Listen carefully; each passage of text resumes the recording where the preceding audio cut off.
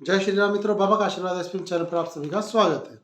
आज का प्रश्न जो आपने भेजा उसका आज हम जवाब देंगे। भूत प्रेत शादी में कैसे बंध जाते हैं? भूत प्रेत शादी में जब बंध जाएं तो उसके बाद क्या होगा? यदि किसी के साथ शादी करने के साथ साथ उसमें कोई प्रेतात्मा थी, यदि वह शादी के बाद फेरे लेकर के आपके घर आ गई है तो उसका बंधन क्या होगा?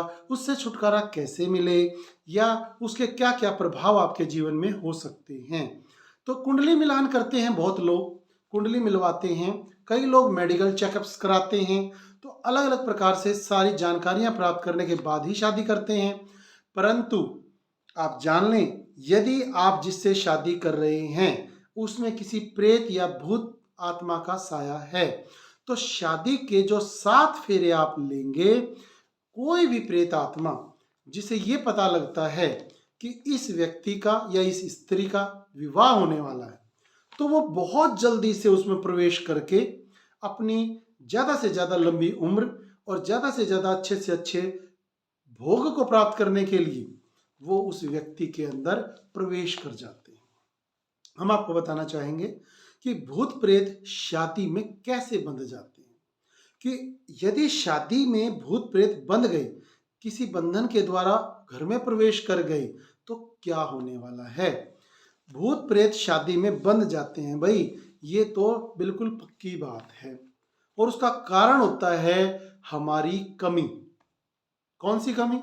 अब आप सोच रहे होंगे, वो भी हम आपको बताएंगे कि पहले जो हल्दी की रस्में होती हैं, मेहंदी की रस्में होती हैं, जो बान बिठाया जाता है, शादी से लगभग 1 हफ्ता पहले से जो रस्म चालू होती हैं, जिसमें आने वाली जो हमारी भाभियां होती हैं, सिस्टर इन लॉ होती हैं, वो आकर के हल्दी की रस्म करती हैं। इस प्रकार से यूं लगाती हैं, यूं लगाती हैं, और ऐसे करके हल्दी लगा लगा करके उनके कुछ वाणे होते हैं, कुछ रस्में होती हैं, कुछ कायदे होते हैं। तो वो अपना जो निभाती हैं, उन रस्मों में उसे बहुत ज़्यादा पवित्रता प्रदान की जाती है। तो जब हल्दी या मेहंदी लगाने की जो रस्में होती हैं, बान बिठाया जाता है, तो उनके हाथों में यहाँ पर कुछ बांधा जाता है, जिसमें हो सकता है कुछ कील वगैरह होती हैं, कुछ हल्दी की गांठें होती हैं, लाल रंग का कॉटन का धागा होता है जिसे नाड़ा भी बोला जाता है, और कई प्रकार की और भी औषधियाँ बांधी जाती हैं, जड़ी बूटियाँ बांधी जाती हैं। तो उस व्यक्ति का बाहर जो निकलना होता है, पैर पर भी बांधी जाती है, हाथ पर भी बांधी जाती है। तो वो जो कांगना या राखड़ी जो बांधी जाती है, उस कांगने के बांधने का यही सबसे बड़ा फायदा होता है कि हमें जो वो राखड़ी बांधी गई है, जो वो कांगना बांधा गया है, उस कांगना से हमें बहुत ज़्यादा बचाव हो जाता है। तो कोई भी भूत प्रेत आत्मा उसके आसपास नहीं फटकती। तो उसके ना फटकने से हमें बचाव होगा।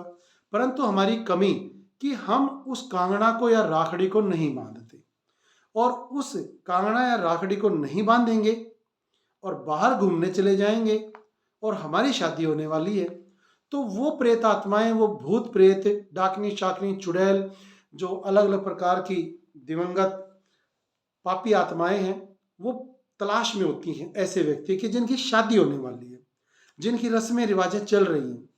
तो यदि हमारी कमी के कारण हमने वो कांगना खोल कर रख दिया है, उस कांगने के अंदर रखने के कारण या उस जो पैर पर बांधा गया था उसकी वजह से हम उसे घर पर ही छोड़ करके बाहर चले गए हैं और किसी चौक चौराहे से घूम करके वापस आ रहे हैं, तो उस आने वाला जो समय है, उस समय में हम चौक चौराहे से जैसे ही घूम कर आएंगे मार्केट से, तो वो भूत प्रेत आत्माएं हमारे साथ आ जाती हैं और शादी के बंधन में बंधने के लिए तैयार हो जाती हैं। जब हमारे प्रियवर के साथ, पति हैं तो पत्नी और पत्नी है तो पति के साथ, जब वो फेरों का बंधन पंडित जी 7 फेरे मंत्रों के साथ लगवाते हैं, तो उन्हीं 7 फेरों में वह भूत प्रेत आत्मा भी हमारा संग कर लेती है और वह भी वचनों में आ जाती है। फिर से हम आपको बताना चाहेंगे, जो भटकती हुई आत्माएं होती हैं, उन्हें पता होता है यदि किसी शादी होने वाले व्यक्ति में प्रवेश कर लिया तो उससे अग्नि के 7 फेरे लेने से 2 आत्माओं का बंधन हो जाएगा और वो सदा उनमें विचरण करने लगेंगी। पति पत्नी का जो सुख है वो भी, जो शारीरिक संबंध है उनका भी वह भोग प्राप्त करना आरंभ कर देती हैं, उन्हें बहुत सारे लाभ मिलने जाते हैं। इसीलिए कांगड़ा और राखड़ी, जिसमें लोहे, कौड़ी, काले धागे या अलग अलग प्रकार से, कईयों में चाकू बांधा जाता है छोटा सा, कईयों में अलग अलग प्रकार की आत्मा प्रवेश ना करें ऐसे ताबीज बांधे जाते हैं। और कई परिवारों में तो ऐसी रस्म होती है कि जब से हल्दी की रस्म होगी तो उसके बाद वो घर से बाहर जा ही नहीं सकते। तो बहुत सारे इन बातों का ध्यान नहीं देते। बहुत सारे लोग तो कुछ शादी वाले दिन ही पहनते हैं कि हमारे पास समय नहीं है कि हम 7 दिन तक घर पर बैठे रहें, या हमारे से नहीं बैठा जाएगा, या हम तो मार्केट में जरूर जाएंगे, शॉपिंग करेंगे। तो इस तरह से वो व्यक्ति अपनी कमी की वजह से चले जाते हैं मार्केट में, और शादी होने वाली है तो भूत प्रेत आत्माओं को ये पता रहता है कि यह व्यक्ति तो बिल्कुल तैयार है, शादी होने वाली है, इसी के साथ चल पड़ते हैं। तो वो उसके साथ आ जाते हैं, उसके शरीर में प्रवेश कर जाते हैं। जबकि शादी से पहले हल्दी की रस्में से पहले ही बांध देना चाहिए, और किसी भी प्रकार से इन रस्मों में कोताही नहीं बरतनी चाहिए, कमी पेशी नहीं करनी चाहिए। कहा जाता है भटकती आत्मा से शरीर के लिए तैयार घूमती रहती हैं, जिनकी शादी होने वाली। यदि कोई आत्मा फेरों में आ जाए तो उन्हें निकालना तांत्रिकों के लिए भी बहुत ज्यादा मुश्किल हो जाता है, क्योंकि उसके फेरे फिर किसी और के साथ करवा के ही वह दूर जाएगी। अब दूसरी कहाँ से लाएंगे? तो बहुत तरह के जो तांत्रिक रस्में हैं वो करनी पड़ती हैं, तब कहीं जाकर के उसके पास से छुटकारा मिल पाता है।